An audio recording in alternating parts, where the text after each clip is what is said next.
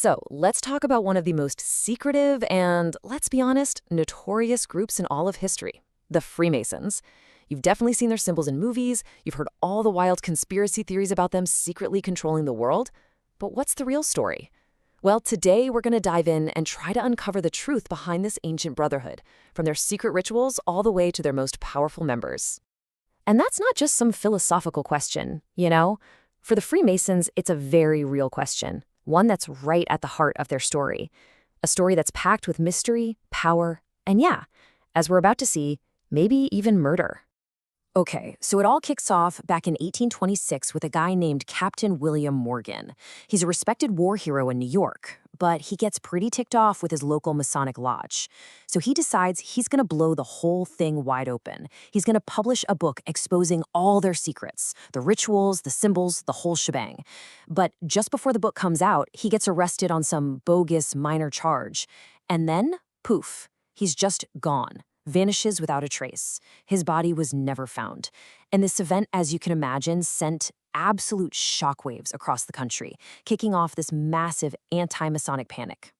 So the big question is, right, how does a secret club that says it's all about self-improvement and helping the community end up as the prime suspects in a murder conspiracy? Well, to figure that out, we have to go way back to their origins and find out where this brotherhood actually came from. Now, this is where it gets really interesting because the Masons basically have two competing origin stories. You've got this epic, almost biblical version that says they started 3,000 years ago with King Solomon himself building the first great temple in Jerusalem with his master architect Hiram Abiff. But, most historians, they have a slightly less dramatic take. They trace the group's roots to the medieval guilds of actual stonemasons, the guys who were physically building the amazing castles and cathedrals all across Europe. So over time, these guilds of skilled workers started letting in wealthy nobles and other powerful men as honorary members. And this, right here, was a huge turning point. The groups started to morph from trade unions into these exclusive social clubs for the elite.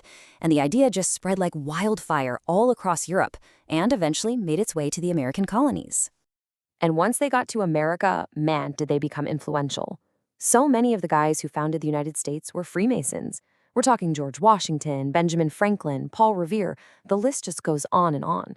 And it makes sense because their core ideals, things like individual liberty, reason, religious tolerance, were tailor-made for a revolution.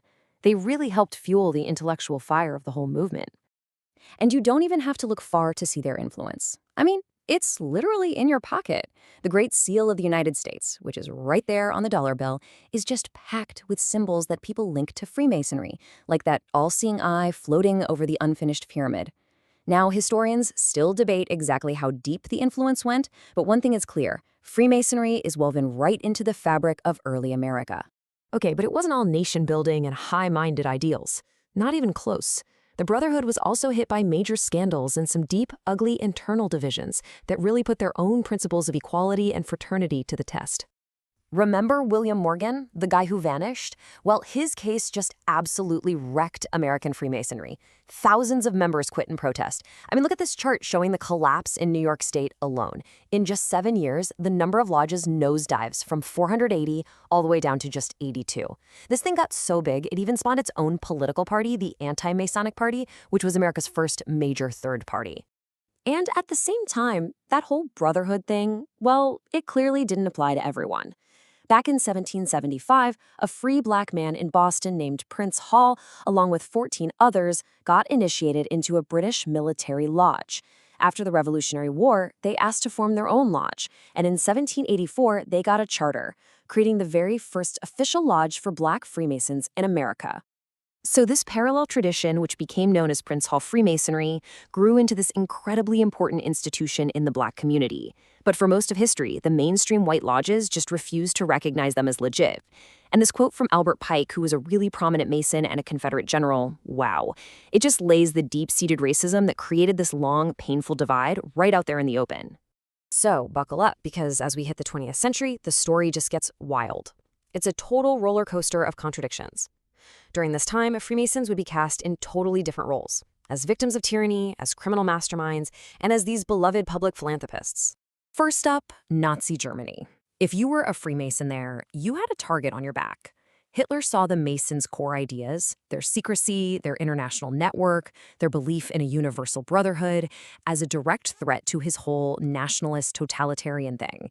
He couldn't have any organization operating in the shadows, so he banned them, took their property, and sent thousands of them to concentration camps. Okay, but then you get this, and talk about a complete 180.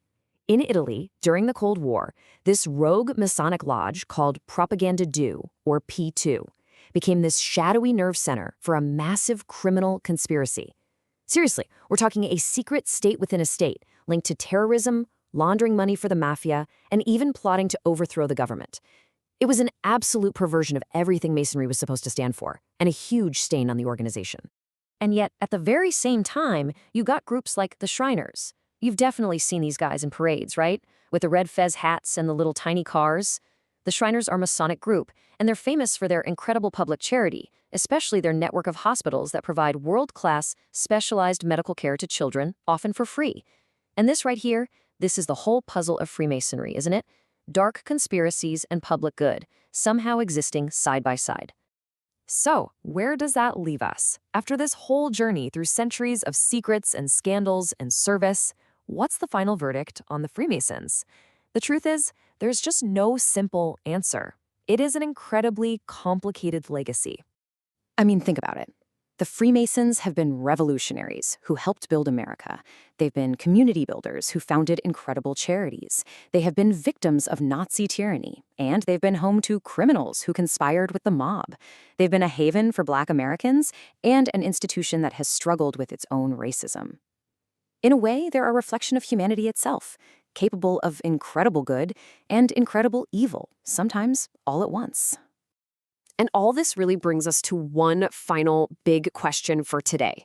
In our modern world, where we seem to value openness and transparency more than ever, is there still a place for a secret society with this kind of complicated, messy history? What do you think?